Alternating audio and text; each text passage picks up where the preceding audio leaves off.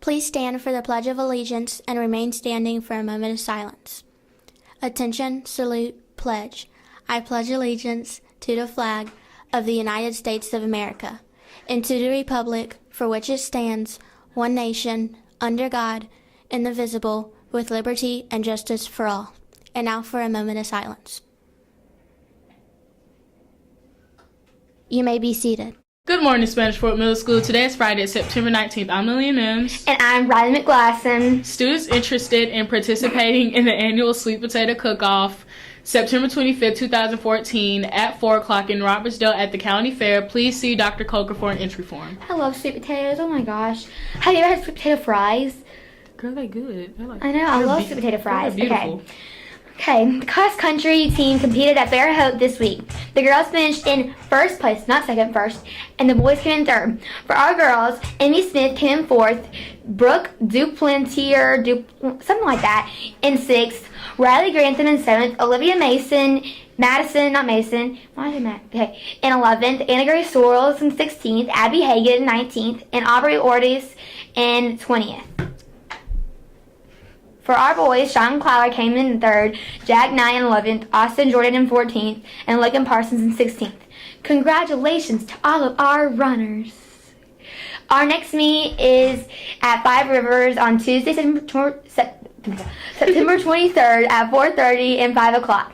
Please come support our hardworking runners. I don't do cardio, but just be there because they need support. We need our family.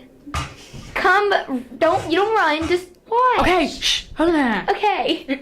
Carissa Jones was selected as the 6A Runner of the Week. She attended a banquet this week to receive her award. She has won each race she has competed in this year. Go, Carissa. Have you ordered your Spirit shirts? The $15 in order form are due by Tuesday, September 23rd. You may begin wearing your shirts to school as early as Thursday, October 9th. If ordering for different grades, parents can fill out one form for each grade and staple together and pay with one check. So it makes it easy on people with lots of kids. Peer tutors needed. Applications for being a peer tutor during 7th grade learning lunch are now being accepted. Peer tutors earn service hours by assisting other students with academic, organizational, and social interaction skills. An additional benefit is a pizza party. A pizza party? Oh my God! Girl, shush! A pizza party at the end of each semester. In order to submit an application to be a peer tutor, you must have been on either A or AB honor roll last year. Applications are available in the upstairs office. Please return completed applications to either the upstairs or downstairs office and ask them to put the completed application in Mr. Wall's box. Applications will be accepted until the end of this month. Only a few school days remain before the Worlds of Opportunities Expo on Wednesday, September 24th. Students get to try their hands at different kinds of jobs. If you did not turn in a permission slip and money in already, you will not be attending. What is wildlife? Well, I'll answer that question myself. Wildlife is the middle school version of Young Life. Young Life Eastern Shore is a part of the world-class non-denominational Christian organization for adolescents. The staff and volunteers enter the world of kids focusing on what matters to them. Fun, adventure, friendship, and a sense of significance. In doing so, they earn the privilege of being positive and trusted role models and mentors. SFMS basketball news. Boys basketball tryout packets and information are now available. All 7th and 8th grade boys interested in trying out should see Coach Daniels during their PE to sign up and receive a packet of required forms. To retrieve parent info and required forms, go to our school website and look under SFMS News. Ballin'. Bye. Turn up. Peace. With Ms. Jordan. So Ms. Jordan, what is Coastal Cleanup? Coastal Cleanup is a great opportunity to get service hours. You help to clean up the bay, and there's lots of sites all over Baldwin County, but the site for our local area is at Mayday Park. Okay, when is it? It is this Saturday, and it is from 8 to 12. Okay, thank you, Ms. Jordan. You're welcome.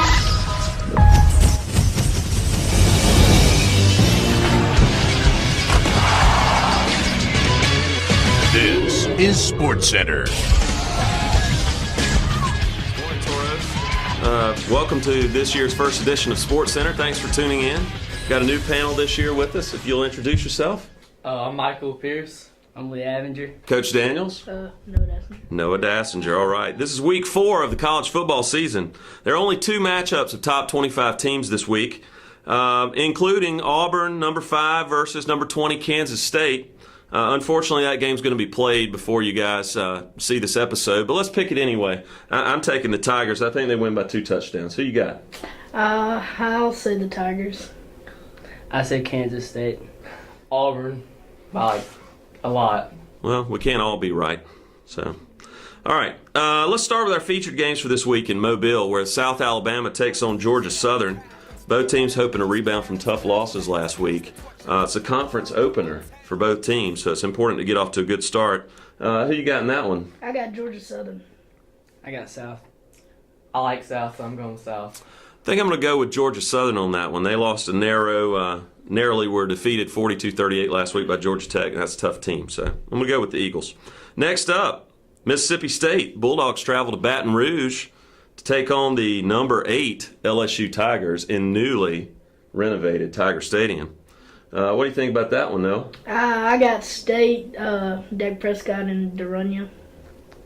I got State too. I don't really like LSU, so. I got LSU because it's home for them, and they got that new running back Leonard Fournette. Well, I guess I got to throw in my 2 cents for LSU. I think their secondary kind of got exposed against UAB a couple weeks ago. Even though they're young, I think they're going to pull this one out. On to our third game. Number 22, Clemson, at number 1, Florida State. This one could be a tough one. Seminoles playing this week without their star quarterback and Heisman Trophy winner, Jameis Winston. A few off-the-field issues there for Jameis. What do you think about that one, Noah? Since they don't have Jacob Coker, Florida State doesn't have Jacob Coker, I'm going with Florida State probably. Okay. I got Florida State. Florida State. Guys, Clemson's got a lot of revenge to take out after the beatdown they took last week, but it won't really matter. Florida State wins that one. All right, how about a good one in the Big 12? We got number 4, Oklahoma, traveling to Morgantown, West Virginia to take on the Mountaineers. What are you thinking in that one, Noah? I got West Virginia. West Virginia? I got the Sooners. I'm with Lee. I got Oklahoma. Ugh. Boomer Sooner. I think we've got an upset alert here. West Virginia defeats Oklahoma this week, guys. Sorry to tell you. All right, now back to the Big Boy League. Our last college game this week. We've got the Florida Gators visiting Bryant-Denny Stadium to take on the Crimson Tide, ranked number 3 in the country.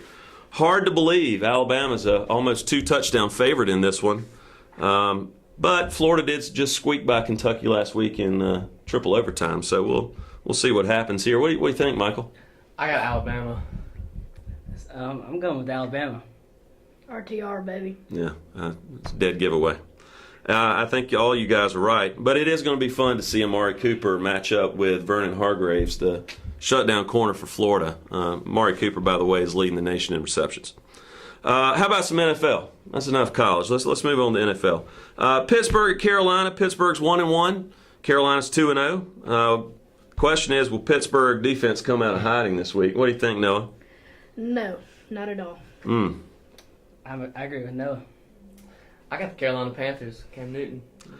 Well, wrong again, guys. The Steelers win this one. Let's move on to the next one. Got an important NFC North Division matchup here early in the season. Very important game for both teams. Green Bay 1-1 at Detroit, who is also 1-1. What you guys thinking in that one? Detroit. I got Detroit, Green Bay. I don't think that they. What are you talking about? The Packers gonna win the North. They're gonna take Detroit down. Your math grade. You're gonna fail math 8. You're gonna plan on being 8th grade again, Pierce. That's right. We can use that football team again next year. All right, man. Green Bay takes this one all the way. Nah, not with Calvin Johnson. Yeah. Always trust your math teacher. Green Bay wins. Nah. Minnesota at New Orleans. Minnesota 1-1. New Orleans 0-2. Hard to believe with that roster that the Saints could be 0-2, guys, but that's the case. Minnesota obviously been dealing with a lot of off-field distractions this week with the Adrian Peterson issues. I think the Saints win by 10 or more here. What do you guys think? I got the Saints. I agree with Coach Daniels. I mean, I'm a Saints fan, and I think Brandon Cooks is doing okay, but I'm going for Detroit. Saints win. And last but not least, NFL game of the week: Denver 2-0 at Seattle 1-1. If anybody can exploit Seattle's defense, guys, it's got to be Peyton Manning. Unless you watched last week's game where Phillip Rivers did a pretty good job of that. I think I'm going to go with the Seahawks in this one just because they're at home. What do you guys think? Seahawks at home, they can't get past their D. I agree. Seahawks have a lockdown defense, so they're going to win. I think the Broncos will do good in the Hawks' nest. No way is it gonna be. The defense wins championship, Noah. Dark side, man. All right, well, we'll see how it all turns out, guys. Thanks for tuning in, and we'll see you guys again next week.